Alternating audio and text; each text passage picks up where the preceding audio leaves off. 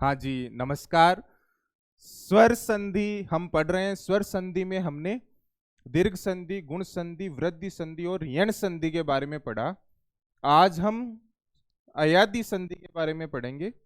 अयादि संधि में क्या होता है? अयादि संधि में ए, ऐ, ओ, औ के बाद असमान स्वर आने पर उनके स्थान पर क्रमशः ऐ, आय, औ, आव हो जाता है। एक के बाद में असमान स्वर आए। असमान स्वर का क्या मतलब हुआ? हिंदी में 11 स्वर होते हैं। 11 स्वरों में ए, ऐ के अलावा कोई भी अन्य स्वर आए तो वहां पर क्या होगा? एक के स्थान पर आई लिखा जाएगा। एक के स्थान पर आई हो जाएगा, जिसमें यह में हलंत है। आई के बाद में अगर कोई असमान स्वर आता है, असमान स्वर का अर्थ क्या हुआ? ए, ऐ के अलावा कोई भी अन्य स्वर आता है तो वहां पर ऐ के स्थान पर आय लिखा जाएगा। ऐ के स्थान पर आय हो जाएगा।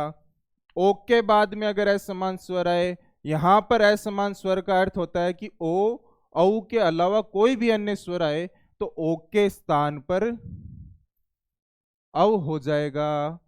औ के बाद में असमान स्वर आए, असमान स्वर ओ, औ के अलावा अन्य स्वर आए तो वहां पर औ के स्थान पर आव हो जाएगा।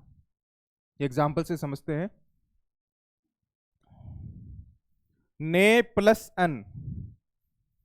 ने को हम विभाजित कर सकते हैं न, हलंत और ए स्वर के रूप में। एक के बाद में क्या आ रहा है? अ आ रहा है। एक के बाद में ए, ऐ के अलावा अन्य स्वर आए, असमान स्वर आए।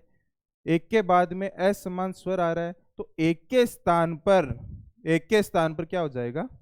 आई हो जाएगा। अब आप देखो तो न को हमने यहां पर न हलंत है। न हलंत के बाद में क्या आ रहा है? अस्वर आ रहा है। न हलंत के बाद में अस्वर आने पर न हलंत और अ दोनों न का निर्माण करेंगे या नहीं करेंगे? न व्यंजन है, न हलंत स्वरूप है, जिसमें अस्वर जुड़ने पर न का निर्माण होगा। इससे पहले हमने कई बार बात की है। उसके बाद में आ रहा है यह हलंत। यह हलंत के पीछे अब क्या आ रहा है? अ आ रहा है। फिर से यह हलंत में अस्वर जुड़ने पर पूर्ण य का निर्माण होगा या नहीं होगा? बिल्कुल होगा। न यहाँ पर एजटिज आ गया और ये नयन शब्द का निर्माण हो गया। अयादि संधि से नयन शब्द का निर्माण हो गया। उसके बाद में आप देखो नई प्लस अक। नई को हम नए हलंत और ऐ स्वर में विभाजित कर सकते हैं, नहीं कर सकते? मात्रा को हमने स्वर के रूप में अलग लिख लिया। यहाँ पर अक आ गया। ऐ के बाद में असमान स्वर आ रहा है। ऐ के बाद में असमान स्वर आने पर इस केवल इस ऐ के स्थान पर यह आय हो जाएगा। इस ऐ के स्थान पर आय हो गया। अब नए हलंत के बाद में आ स्वर आ रहा है। नए हलंत में आ स्वर आने पर यह मात्रा के रूप में जुड़ेगा और आ की मात्रा लगने पर ना हो गया। यहाँ पे नए हलंत में आ स्वर जुड़ने पर ना हो गया। पीछे बचा यह हलंत। यह हलंत में अस्वर जुड़ने पर पूर्ण यह हुआ या नहीं हुआ? बहुत बार हमने बात की है कि प्रत्येक व्यंजन स्वर अस्वर की सहायता से बने हुए होते हैं।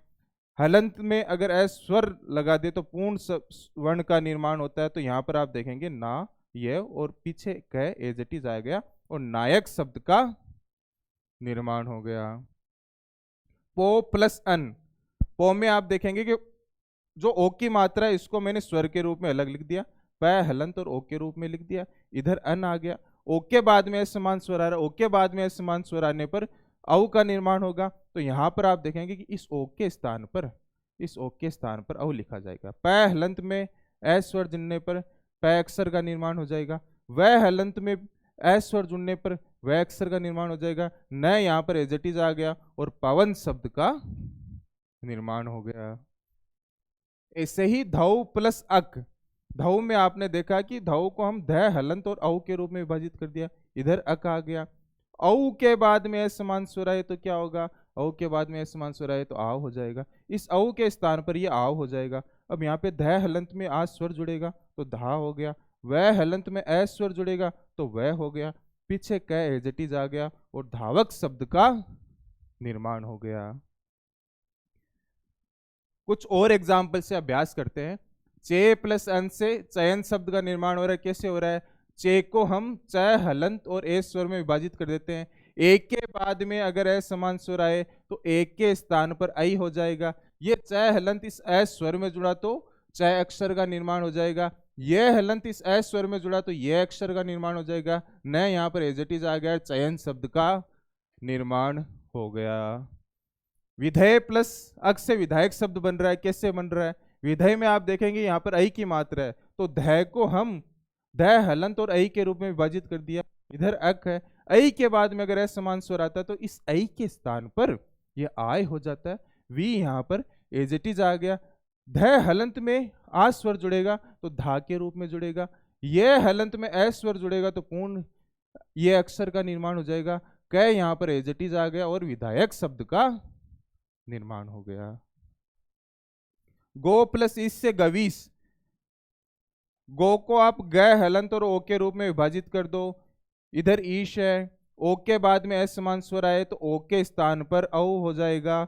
ग हलंत के बाद में ग हलंत में एस स्वर जुड़ा तो ग अक्षर बन गया। वह हलंत में ई स्वर जुड़ा तो वी बन गया। श यहाँ पे एज इट इज आ गया। गवीस शब्द का निर्माण हो गया। इसके बाद में नौ प्लस इक से नाविक शब्द बन रहा है, नहीं बन रहा है? नौ को आप कैसे लिखेंगे? न हलंत और औ स्वर में विभाजित कर दिया, इधर इक आ गया। औ के बाद में अगर असमान स्वर आए तो औ के स्थान पर आव हो जाएगा। अब ये न हलंत में ये आ स्वर जुड़ेगा तो ना का निर्माण होगा। वह हलंत में ई स्वर जुड़ेगा तो वी का निर्माण होगा। और क यहाँ पर एज इट इज आ गया, नाविक शब्द का निर्माण हो गया। तो ये आपके अयादी संधि का कॉन्सेप्ट है जिसका आपको ज्यादा से ज्यादा अभ्यास करना है। कुछ क्वेश्चंस देख लेते हैं। 9 प्लस ऐसे किस शब्द का निर्माण होगा? औ के बाद में असमान स्वर आ रहा है, औ के बाद में अगर असमान स्वर आए तो वहां पर आपने देखा अयादी संधि होती है। अयादी संधि में आपने क्या देखा? अयादी संधि में देखा कि अगर औ के बाद में असमान स्वर आए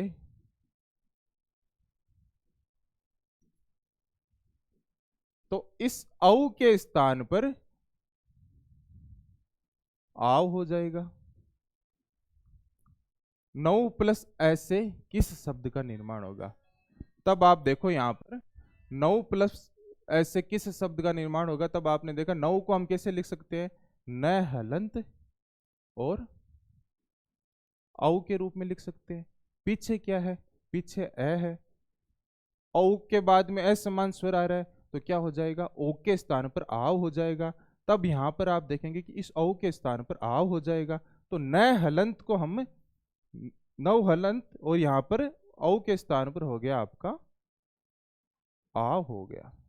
इस औ के स्थान पर आव हो गया। अब न हलंत में ये आ स्वर जुड़ेगा तो ना बन जाएगा। इस वह हलंत में पीछे का ए स्वर जुड़ेगा, पीछे का ए स्वर जुड़ेगा तो पूर्ण वह अक्षर का निर्माण हो जाएगा और ये नाव शब्द का निर्माण हो गया। तो यहां पर क्या हो जाएगा? थर्ड ऑप्शन आपके सही हो जाएगा। इसके बाद में दायक शब्द का सही संधि विच्छेद होगा। शब्द दे दिया और उसका संधि विच्छेद करना है। तो यहां पर आप देखेंगे कि दायक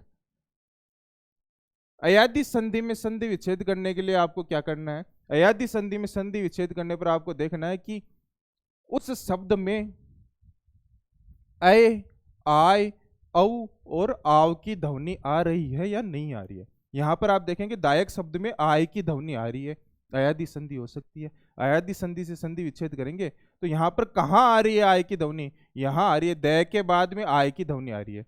दायक में आप देखेंगे कि दय के बाद में आ की ध्वनि आ रही है। तो इससे विभाजित करें। हमने वर्णों का ज्ञान लिया, हमने स्वर और व्यंजन समझे हैं, तो दायक को हम विभाजित करें तो हम कर सकते हैं। जैसे कि ये है आपके दायक, दायक को आप विभाजित करो तो इसको द हलंत कर दिया हमने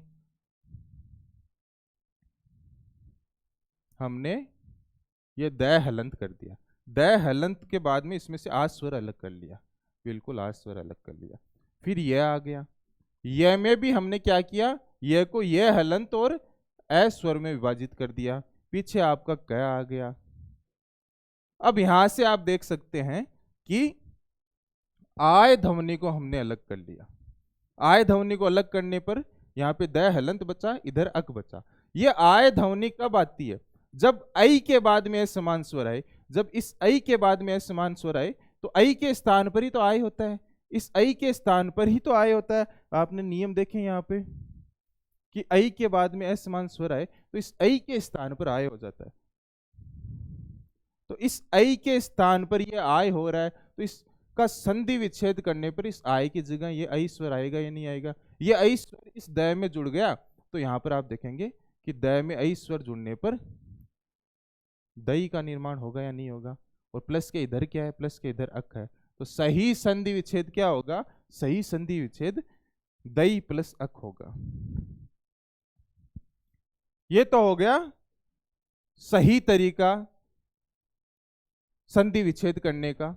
इसके बाद में आप ऑप्शंस से भी पहचान कर सकते हैं। अगर आपको ऑप्शन दे दे तो ऑप्शन से भी आप पहचान कर सकते हैं। यहां पर देखेंगे आप आय की ध्वनि आती, आय की ध्वनि आ रही है दायक में। आय की ध्वनि का भाई जब आई के बाद में समान स्वर आए तब आय की ध्वनि आती है। तो यहां पर आप ऑप्शन में देखेंगे आई कहां पे आ रहा है? आई यहां पर एक तो फोर्थ ऑप्शन में आ रहा है, एक सेकंड ऑप्शन में आ रहा है, तो ये दोनों ऑप्शन तो गलत हो गए।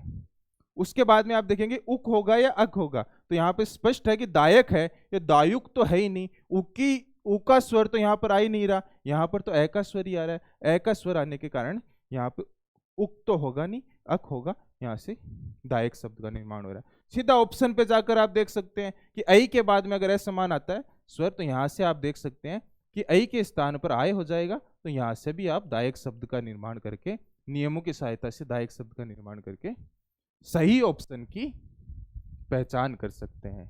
इस तरह से आज आपने अयादी संधि के बारे में पढ़ा। मिलते हैं नेक्स्ट वीडियो में। धन्यवाद।